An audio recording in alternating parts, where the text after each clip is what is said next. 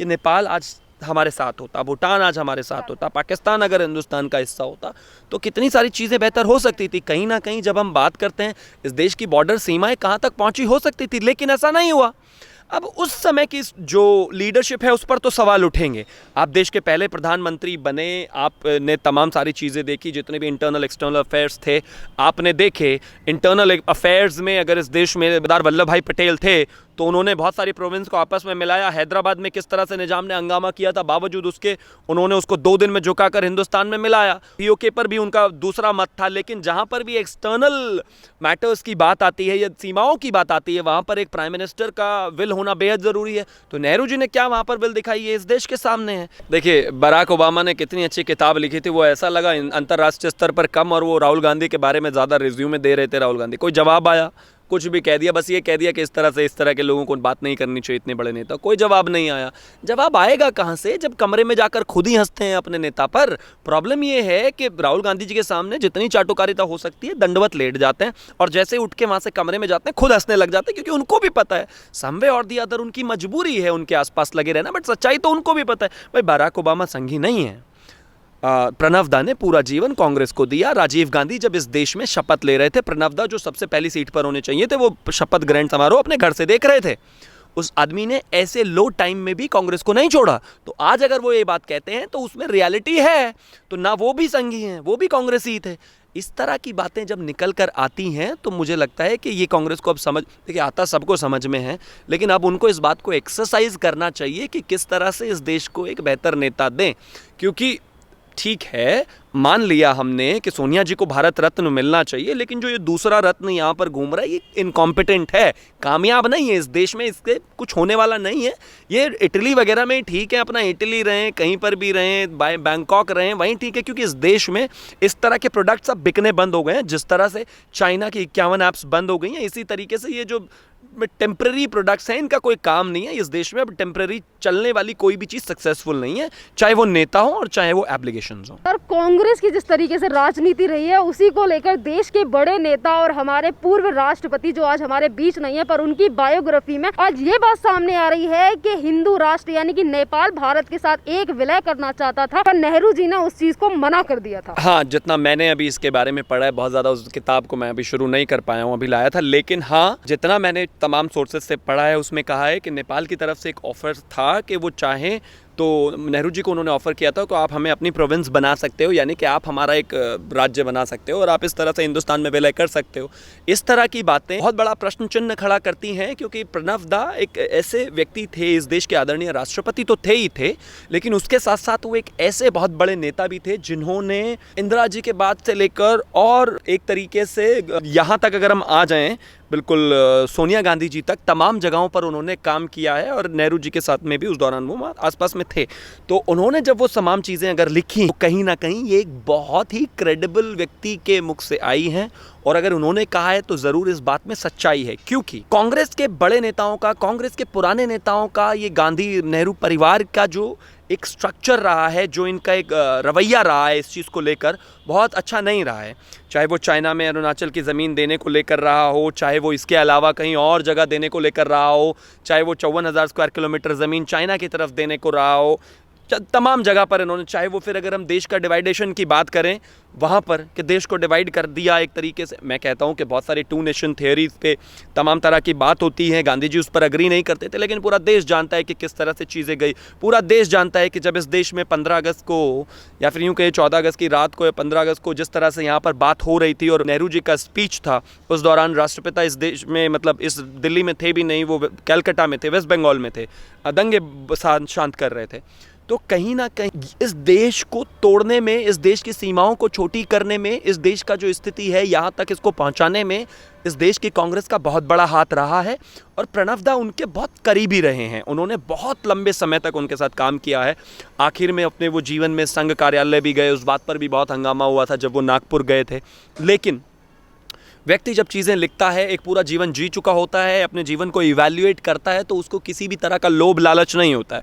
उन्होंने अपने जीवन में वो सारी हाइट्स देखी, सारी ऊंचाई, सारी नीचाई, सब कुछ देखा, और उसके बाद उन्हें जब लगा कि उनको पता है कि चीज़ें उनको कोई फ़र्क नहीं पड़ता, तो जाहिर है उन्होंने वो लिखा जो उन्हें पता था। तो कहीं ना कहीं ये चीज़ अपने आप में कांग्रेस को इंट्रोस्पेक्ट करने की ज़रूरत है कि जो इतना गाहे बगाहे बात करते हैं और कहते हैं कि हमने इस देश की आज़ादी के लिए ये किया, हमने जान दे दी, ऐसे हुआ वैसे हुआ, अपने आप को आज़ादी का सबसे बड़ा झंडा बरदार वो मानते हैं, तो उनको भी ये देखने की ज़रूरत है कि आपने अपने पास्ट में या आपके पूर्वजों ने इस देश के लिए क्या किया है। क्योंकि कहीं ना कहीं आज हम पीओके के प्रॉब्लम पर बैठे हैं तो वो नेहरू जी की वजह से, कहीं ना कहीं नेपाल की जो बात निकल कर आई प्रणब जी की वजह से, वो कांग्रेस की वजह से, कहीं ना कहीं पाकिस्तान जो बना वो कांग्रेस की वजह से, तमाम तरह की प्रॉब्लम्स इसी तरह से रही।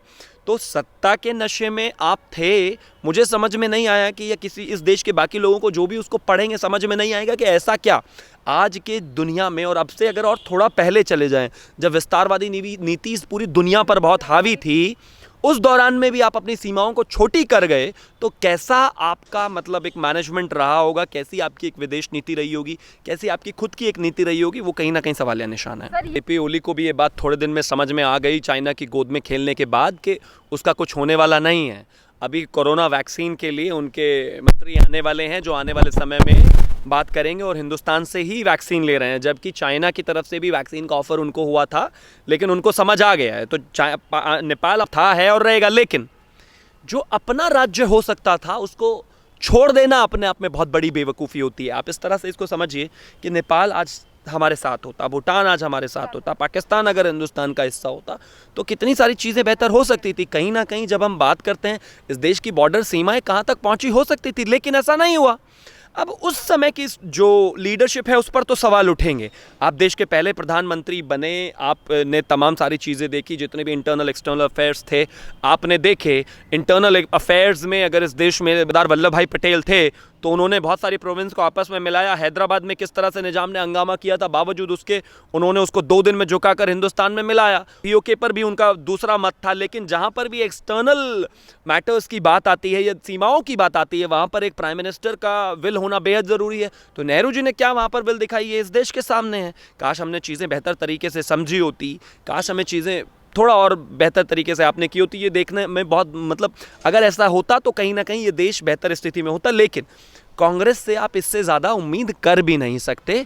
चाहे वो भोपाल का गैस कांड हो, उसमें अपने मामा जी को भगा देना हो, कोतरुचि का मामला रहा हो, एंडरसन का मामला रहा हो, चाहे फिर हिंदुस्तान की सरकार में रहते हुए चाइना की सीपीसी से कॉन्ट्रैक्ट करने की बात रही हो, चाहे सेपरेटिस्टों को कश्मीर में बढ़ावा देने की बात रही हो, चाहे फिर अपने जो विदेशी जो दूसरे जो देश हैं उनके लोगों से उनका कोऑपरेशन रहा हो, पाकिस्तान की भाषा बोलना रहा हो, सर्जिकल एयर स्ट्राइक पर जवाब सवाल उठाने की बात रही हो, उनका हर एक जो एजेंडा होता है वो मॉरलेस इस देश के खिलाफ ही होता है। और ये इस देश की जनता अब समझ चुकी है।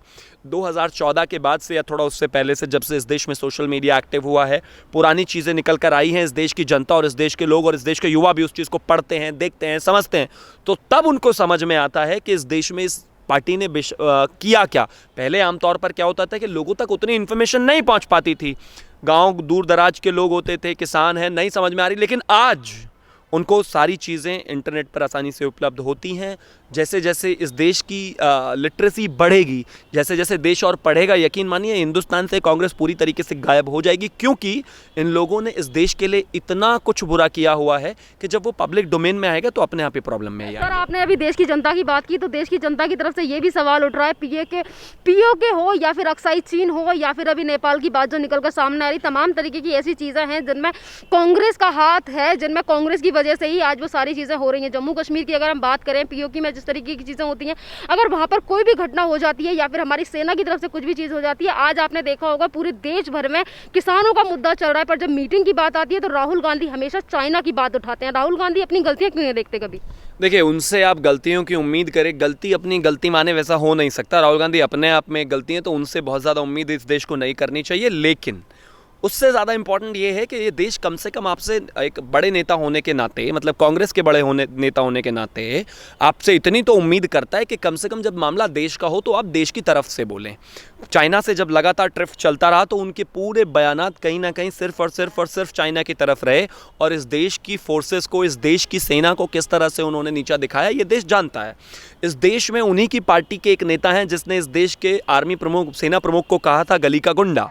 इस देश में उन्हीं के नेता हैं, इस देश में उन्हीं की सरकार थी जब कश्मीर में रोज़ाना आए दिन पत्थरबाजी होती थी, मेरे देश के जवानों को मारा जाता था, उनको पीटा जाता था, उनको कहीं पर भी घेर कर मार दिया जाता था, उन्होंने कभी सवाल नहीं उठाया। मेरे देश में उन्हीं के ज़माने में जब यहाँ पर मेरे देश पर हमला हुआ, मुंबई पर अटैक हुआ, तो उनकी इतनी हिम्मत नहीं हुई कि सेना को खुला हाथ दे दें और सर्जिकल स्ट्राइक या स्ट्राइक करने दें। मेरे देश में क्या हालात होते थे सीमा पर जब कांग्रेस होती थी, मेरे देश में अंदर क्या हालात होते थे जब कांग्रेस होती थी। आए दिन बम धमाका और ये तमाम चीज़ें होती थी। क्या 2014 के बाद इस देश के ऊपर कोई ऐसा प्रोटेक्शन आ गया है? क्या सीमाएं हमारी सील हो गई हैं? क्या वहाँ पर दीवारें बन गई हैं? क्या आसमान पे लोगों को कवर कर दिया है कि इस तरह के बम ब्लास्ट और तमाम चीज़ें नहीं रुकती? वो इसलिए रुकी हैं क्योंकि इस देश की आज की सरकार में वो विल है। वो जानते हैं इन चीज़ों को कैसे कंट्रोल करना है, वो जानते हैं अपने पड़ोसियों के साथ डील कैसे करना है। हाँ, उस प्रोसेस में कभी ना कभी चीज़ें कम ज़्यादा होती हैं, ख़राब होती हैं, कभी पड़ोसी से वो संबंध उतने अच्छे शायद नहीं रहते। लेकिन सुनिए, अपने देश के जवानों को हम मरवाते रहें और बराबर वाले पड़ोसी से संबंध बेहतर रखें, ये अब इस देश की सरकार को नहीं चाहिए। संबंध हमारा ख़राब भी है, कोई बात नहीं, सुधर जाएगा, लेकिन नेशनल सिक्योरिटी पर, इस देश की सेना पर, इस देश के शौर्य पर अगर कोई सवाल उठाएगा और कोई अगर घात करने की कोशिश करेगा तो हम उसका जवाब पलट कर देंगे, क्योंकि अब ये कांग्रेस नहीं है। पीएम नरेंद्र मोदी के लिए भी तमाम तरीके की बातें राहुल गांधी की तरफ से की जाती हैं और ये तक कहा जाता है कि ये सरकार कायर है, इसीलिए चीन को लेकर जवाब नहीं दे रही। चीन की सेना हमारी ज़मीन पर काफ़ी ज़्यादा तक कब्जा कर चुकी है, ये सरकार कुछ बता नहीं रही। तमाम तरीके के ऐसे मुद्दे हैं जो कांग्रेस की तरफ और राहुल गांधी की तरफ से उठते रहते हैं। देखिए, मुझे लगता है कि इस देश को अब वो समय आ गया है। पिछले 10-15 साल से इस देश ने राहुल गांधी को बहुत सीरियसली ले लिया है। मुझे लगता है अब उनको बिल्कुल सीरियसली नहीं लेना चाहिए। जैसे इस देश में अब संता बनता के जोक्स चले गए हैं, वैसे ही राहुल गांधी के जोक्स भी अब चले जाने चाहिए, क्योंकि 10-15 साल का एक एंटरटेनमेंट पैकेज काफ़ी हो गया है। अब उनकी ज़रूरत नहीं है, क्योंकि नेशनल सिक्योरिटी जैसे मुद्दे पर, पॉलिटिक्स जैसे मुद्दे पर, देश के गौरव के जैसे मुद्दे पर, इस देश की डिफेंस के मुद्दे पर, इंटरनेशनल रिलेशनशिप्स के मुद्दों पर, अपने नेबर्स के रिलेशनशिप्स के मुद्दों पर अगर आप राहुल गांधी से सवाल जवाब की उम्मीद कर रहे हैं तो यकीन मानिए आप अपने आप में खुद बहुत बड़े बेवकूफ़ हैं, क्योंकि उनसे आप उम्मीद मत कीजिए। सर, मेरा एक लास्ट सवाल कि अभी जो प्रणब दा जी की बायोग्राफी है उसमें जो चीज़ें निकल कर आई हैं नेपाल को लेकर, क्या उसको लेकर अब कांग्रेस की तरफ से कोई जवाब आएगा? क्या इस पर ये सफाई देंगे या फिर ये कहने की कोशिश करेंगे कि ये सब बातें झूठ हैं? क्योंकि जिस तरीके की चीज़ें कांग्रेस की तरफ से हमेशा आता है वो ये कहते हैं कि चाल है, झूठ है, या फिर ये बदनाम करने की कोशिश की जा रही है। देखिए, बराक ओबामा ने कितनी अच्छी किताब लिखी थी, वो ऐसा लगा अंतर्राष्ट्रीय स्तर पर कम, और वो राहुल गांधी के बारे में ज़्यादा रिज्यूमे दे रहे थे राहुल गांधी। कोई जवाब आया? कुछ भी कह दिया, बस ये कह दिया कि इस तरह के लोगों को बात नहीं करनी चाहिए, इतने बड़े नेता। कोई जवाब नहीं आया। जवाब आएगा कहाँ से जब कमरे में जाकर खुद ही हंसते हैं अपने नेता पर? प्रॉब्लम ये है कि राहुल गांधी जी के सामने जितनी चाटुकारिता हो सकती है दंडवत लेट जाते हैं, और जैसे उठ के वहाँ से कमरे में जाते हैं खुद हंसने लग जाते हैं, क्योंकि उनको भी पता है समवे और दी अदर उनकी मजबूरी है उनके आसपास लगे रहना। बट सच्चाई तो उनको भी पता है, भाई बराक ओबामा संगी नहीं है। प्रणब दा ने पूरा जीवन कांग्रेस को दिया। राजीव गांधी जब इस देश में शपथ ले रहे थे, प्रणब दा जो सबसे पहली सीट पर होने चाहिए थे, वो शपथ ग्रहण समारोह अपने घर से देख रहे थे। उस आदमी ने ऐसे लो टाइम में भी कांग्रेस को नहीं छोड़ा। तो आज अगर वो ये बात कहते हैं तो उसमें रियलिटी है। तो ना वो भी संगी हैं, वो भी कांग्रेसी थे। इस तरह की बातें जब निकल कर आती हैं तो मुझे लगता है कि ये कांग्रेस को अब देखिए, आता सबको समझ में है, लेकिन अब उनको इस बात को एक्सरसाइज करना चाहिए कि किस तरह से इस देश को एक बेहतर नेता दें। क्योंकि ठीक है, मान लिया हमने कि सोनिया जी को भारत रत्न मिलना चाहिए, लेकिन जो ये दूसरा रत्न यहाँ पर घूम रहा है ये इनकॉम्पिटेंट है, कामयाब नहीं है, इस देश में इसके कुछ होने वाला नहीं है। ये इटली वगैरह में ठीक है, अपना इटली रहें, कहीं पर भी रहें, बैंकॉक रहें, वहीं ठीक है, क्योंकि इस देश में इस तरह के प्रोडक्ट्स अब बिकने बंद हो गए हैं। जिस तरह से चाइना की 51 ऐप्स बंद हो गई हैं, इसी तरीके से ये जो टेम्पररी प्रोडक्ट्स हैं इनका कोई काम नहीं है इस देश में। अब टेम्पररी चलने वाली कोई भी चीज़ सक्सेसफुल नहीं है, चाहे वो नेता हो और चाहे वो एप्लीकेशंस हो।